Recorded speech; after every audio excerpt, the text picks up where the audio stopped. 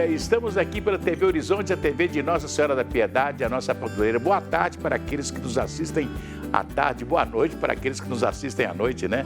É isso aí. Estamos aqui pela TV Horizonte, a TV de Nossa Senhora da Piedade, a nossa padroeira. Um abraço para você, minha amiga dona de casa, companheira de todas as manhãs.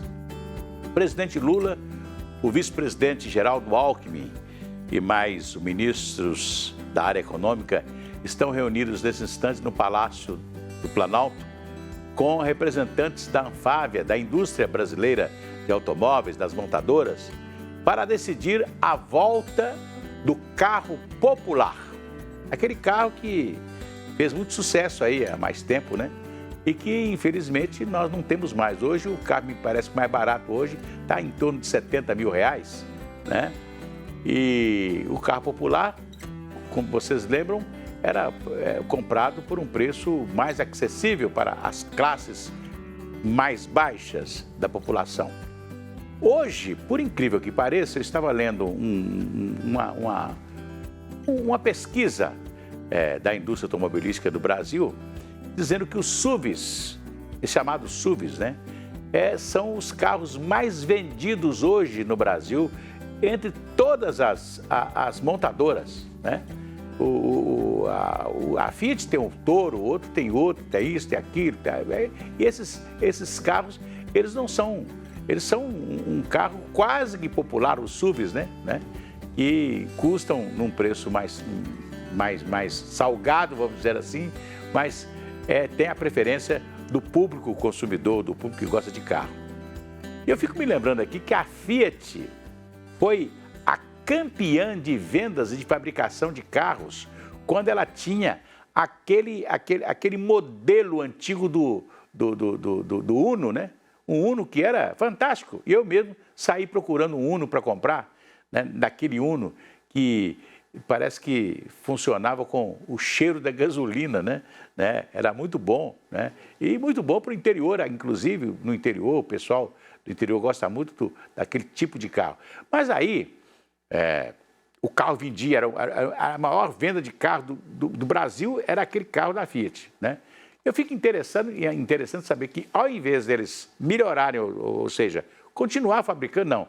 Aí pararam com a fabricação daquele modelo para fazer um novo Uno, que não foi, vamos dizer assim, essa venda fantástica como era o outro Uno, né?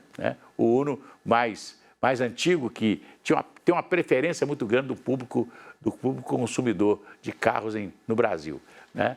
E aí eu mesmo comprei um Uno mais novo, né? Mas não era com aquela coisa que nós tínhamos com o Uno, que era o campeão de vendas em todo o Brasil.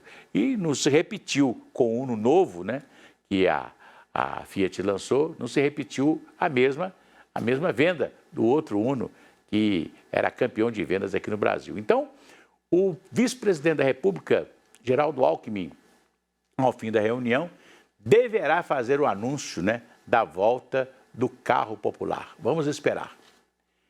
Pois a campanha Maio Laranja é uma iniciativa voltada à conscientização sobre a violência sexual contra crianças e adolescentes. O projeto Providência,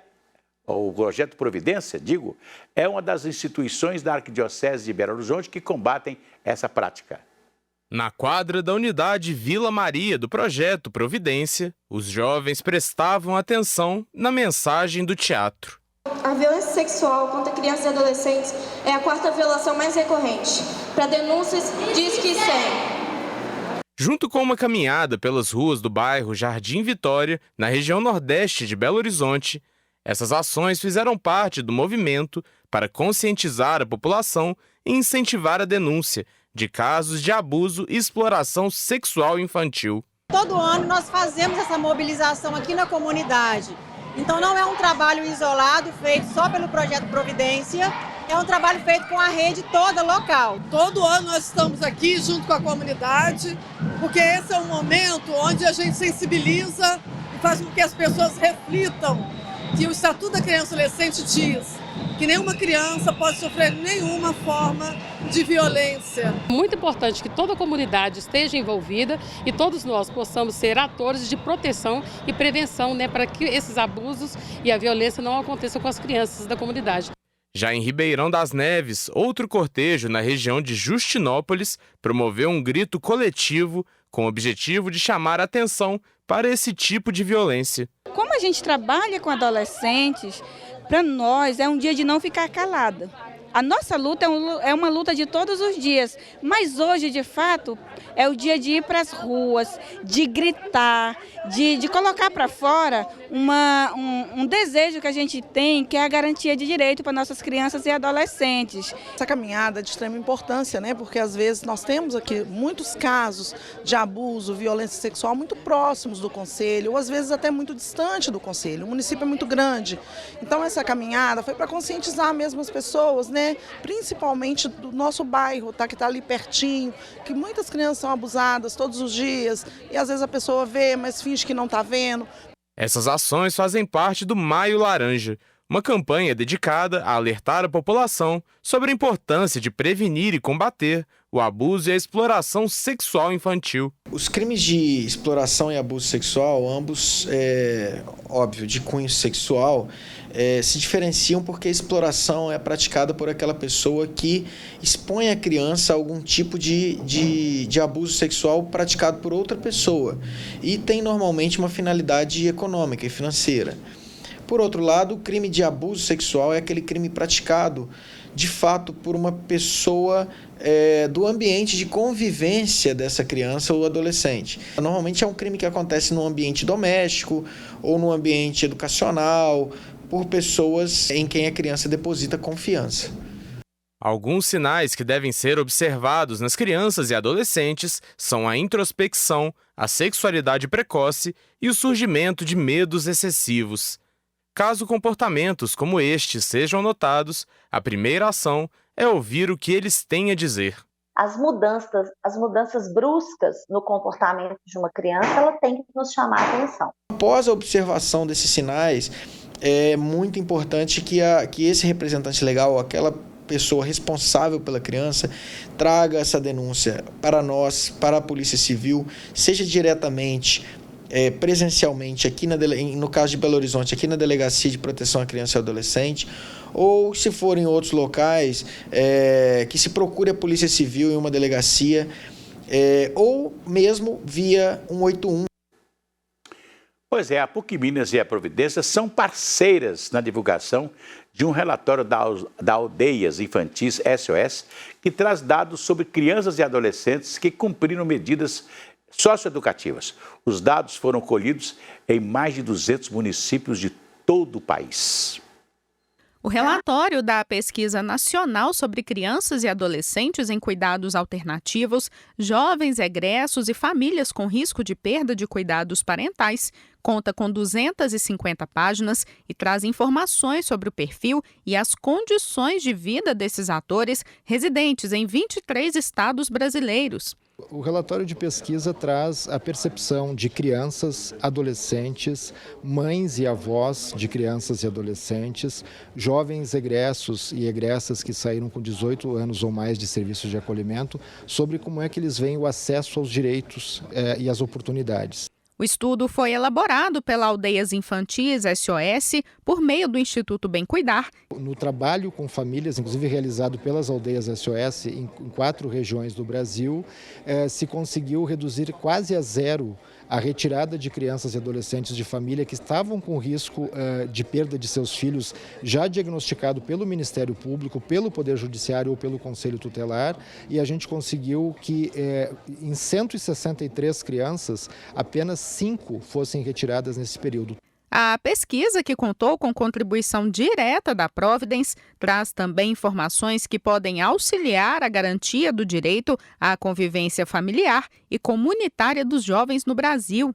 É de extrema importância esse estudo, porque ele vai dar luz às crianças, adolescentes, aos egressos e suas famílias, assim como o sistema de garantia, né, de certa forma, para que a gente possa pensar em alternativas, para que as crianças sejam protegidas, né, ou as crianças que estão em acolhimento sejam também percebidas e olhadas de uma forma especial. O estudo também traz um alerta sobre o perfil das crianças e famílias chefiadas por mulheres no país. A pobreza não é um fator de risco, não é. Inclusive, a maioria das crianças no Brasil são pobres ou de famílias extremamente pobres. Você sabe, hoje 25% da população brasileira está na extrema pobreza, mas a maioria das famílias dão conta de seus filhos. Acontece que a pobreza também é uma violação de direitos na medida em que você, às vezes, por parte do Estado, não tem o acesso à creche, por exemplo, né? Negligência e maus tratos ocupam o topo da lista de afastamento de crianças e jovens do convívio familiar. Nesse caso, dos mais de 200 municípios analisados em todo o país, as regiões Sul e Sudeste superaram a média nacional. Isso desafia a todos que trabalham no sistema de proteção encontrar mecanismos que possam funcionar como ações preventivas para evitar que crianças sejam vítimas de abuso num contexto em que elas não conseguem se defender. A gente tem uma atuação muito grande com a prevenção, que eu acho que é o que a gente tem que caminhar, para que nenhuma criança, nenhum adolescente sofra nenhuma forma de violência. Então, o relatório ele vai trazer esses apontamentos. O que a gente pode fazer em termos de perceber essas crianças e adolescentes e também suas famílias. A pesquisa, que ainda será apresentada em outros estados brasileiros, estará disponível para o público em geral em formato online já na próxima semana. Pois é, eu acho muito importante que haja um esforço, né, nesse sentido de proteger a criança e o adolescente contra essa chamada violência sexual. Agora, nós temos que olhar também que nós estamos aqui, né, nós mostramos aí reportagem de pessoas que são ligadas à igreja, ligadas à religião, famílias que têm a religião, que têm a igreja como um caminho. Não é verdade? Agora, quantas famílias não levam as crianças à igreja, não tem essa convivência, né, com a religião, com Deus? Isso é muito importante. E eu também fico muito preocupado hoje com as chamadas redes sociais, né? A criança muito cedo está tendo, né, acesso à rede social, ao telefone. Fica com o telefone na mão, né? Não é verdade, né? Toda criança hoje com 8, 9, 10 anos já tem um telefonezinho, né? E o telefone pode ser um caminho que a gente não gostaria que a criança andasse por ele, infelizmente, né? Pois é, olha aqui, eu sempre falo do Mercado Central. O Mercado Central é uma coisa das mais gostosas que tem em Minas Gerais e que tem em Belo Horizonte. Aliás, se você chegar no Mercado Central, você sempre vai encontrar muitos turistas que vêm de todo o mundo para conhecer o Mercado Central. Porque o Mercado Central é onde os mineiros se encontram, né? Daqui a pouco a gente volta.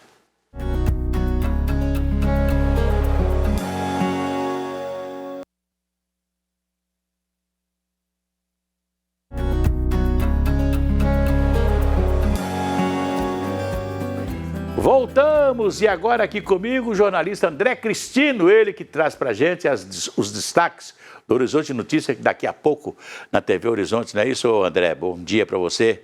Bom dia, Cir. Bom dia a todos ligados na TV Horizonte. Isso mesmo, Cir. Daqui a pouquinho está chegando o Horizonte Notícias a partir de meio-dia e meia, com muita notícia, muita informação para vocês. Nós vamos mostrar, por exemplo, as ações da Prefeitura de Belo Horizonte no combate à dengue.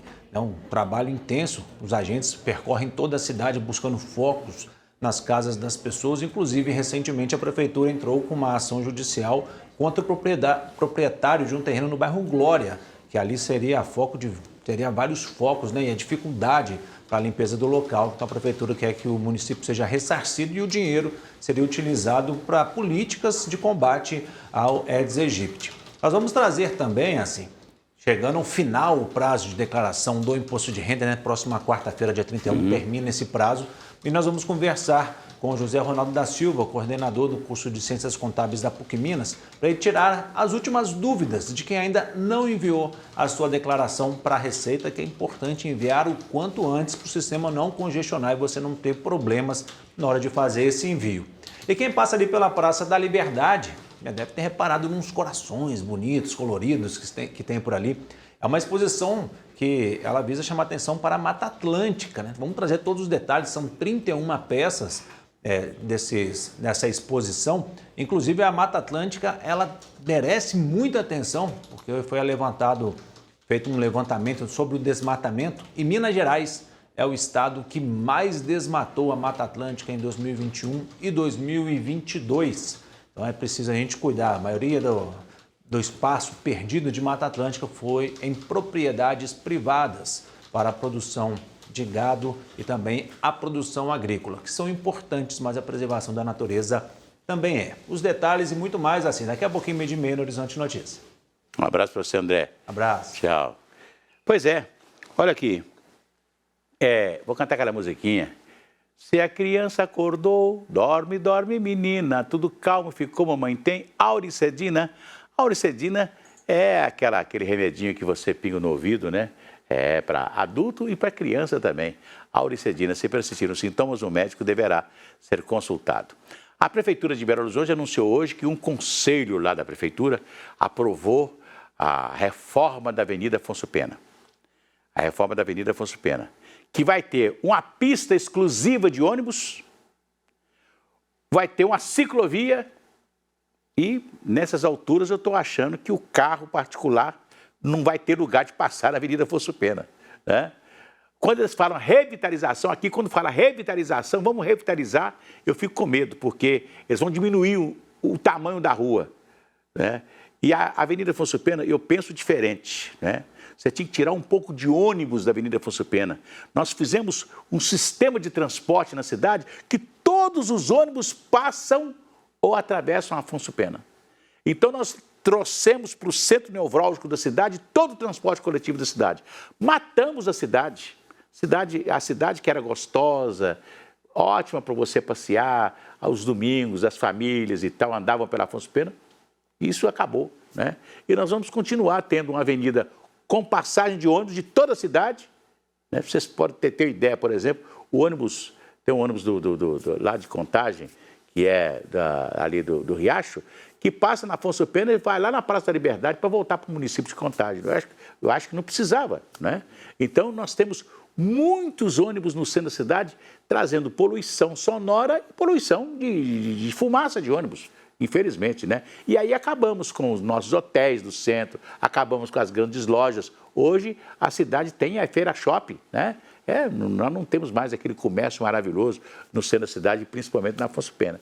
Infelizmente, porque nós estamos a cada dia acabando. E agora vamos fazer a tal de revitalização da Afonso Pena, que para mim vai ser a morte da Afonso Pena, infelizmente. Olha, a captação de órgãos em Minas Gerais cresceu aproximadamente 30% entre junho do ano passado e o início deste ano. Esse número revela a retomada das doações com a estabilidade dos casos da Covid-19 no país, mas permanece distante do necessário para atender à demanda de transplantes no estado.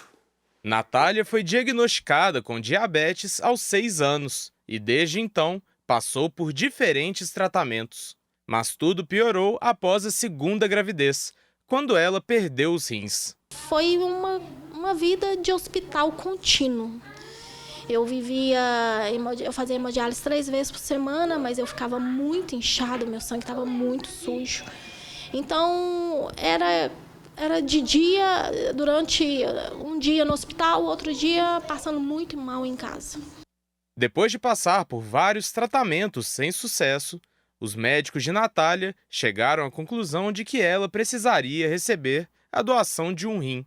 E, imediatamente, a irmã se ofereceu para ser doadora. Eu estava doida para ver ela livre daquele sofrimento, né? A gente já estava aguentando mais ver aquele sofrimento. Eu me prontifiquei, tentei agilizar ao máximo possível.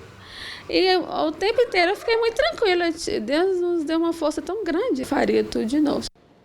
Atualmente, a fila para transplantes de órgãos em Minas Gerais tem cerca de 6.000 pessoas cadastradas. Mas um dado tem gerado otimismo. A captação de órgãos no estado cresceu aproximadamente 30% entre junho do ano passado e o início deste ano. Realmente é uma coisa boa o aumento do número de transplantes, né? Isso reflete um pouco a melhora também nos índices da pandemia, né? Hoje, assim, o número de pacientes infectados é menor e o número de pacientes, porque toda doação a gente obrigatoriamente ainda faz o RT-PCR do doador. Então, isso também diminuiu o número de pacientes que a gente faz o teste e dá negativo. Porque anteriormente, assim, mesmo o paciente não tendo sintoma nenhum da doença, a gente faz. Se o teste vier positivo, ele fica com uma contraindicação agora relativa. Até o ano passado, até meados do ano passado, não. Se ele tivesse positivo, ele era completamente descartado da doação. Receber o rim da irmã mudou a vida de Natália, que hoje vive com qualidade. O caso das irmãs é mais um exemplo de como a doação de órgãos pode salvar vidas. Um único doador, claro que dependendo da idade, das condições físicas e de saúde daquele doador, ele pode salvar 10 ou mais pessoas, se você considerar os tecidos. Se você considerar tecidos, vai para mais de 20 pessoas, né, que é pele, córneas, tendões e ossos. Mas só de órgãos é 10 ou mais, né? Então, assim, uma única pessoa pode salvar a vida de muitas pessoas. Pois é, a doação de órgãos é uma coisa fantástica. Eu lembro de 2 amigos, né, que tinham problema de rins e receberam doação de rins depois de uma fila de muito tempo e etc. Só que eles viveram tão bem com a doação do rim que eles abusaram, né? Fizeram tudo que não deviam fazer. Infelizmente, depois voltaram a ter os mesmos problemas, né? E perderam a vida por causa disso, né? Porque as pessoas, depois de uma vida longa de problemas, né, por causa do rim que não funcionava, depois que recebe uma doação de rim, né, a pessoa pensa que agora eu estou normal. Ainda não é uma vida de normal, as pessoas têm que se cuidar, não é verdade? Né? E a diabetes, infelizmente, né, é uma doença silenciosa que muitas pessoas abusam da diabetes, né? Cerveja demais, tem aqueles diabéticos que tomam cerveja demais. Tem um amigo que está perdendo a visão porque não cortou a cerveja da sua vida, não é verdade? Parece que sem cerveja a pessoa não vai viver nunca mais, não vai ser feliz na vida, né? Eu sempre falo o seguinte, eu cortei a cerveja da minha vida, né? E hoje a água mineral com gás é a minha... eu tomo água mineral com gás. Por quê? Porque eu tenho a sensação que, né, se eu gostava de tomar cerveja, eu tenho a sensação que estou tomando cerveja, mas é água mineral com gás, né? Você toma água mineral com gás, você sobrevive bem, corta o refrigerante. As pessoas que não podem, né, tem que fazer isso, cortar o refrigerante, cortar a cerveja, cortar o doce, fazer uma dieta, não é verdade? Para enfrentar a doença e para enfrentar a possibilidade de viver mais um pouquinho, até que eu chamo de aperfeiçoar o espírito para ir embora um dia. Não é verdade? Para a gente... Porque a vida é eterna. É isso? Beleza. Pois é. Eu quero cantar aquela musiquinha. Vai tudo bem, muito bem, muito bem, muito bem, muito bem, muito bem, bem, bem. Com pílulas de Lucem. Sabe aquela dorzinha urinária, aquela sensação de queimação e ardor?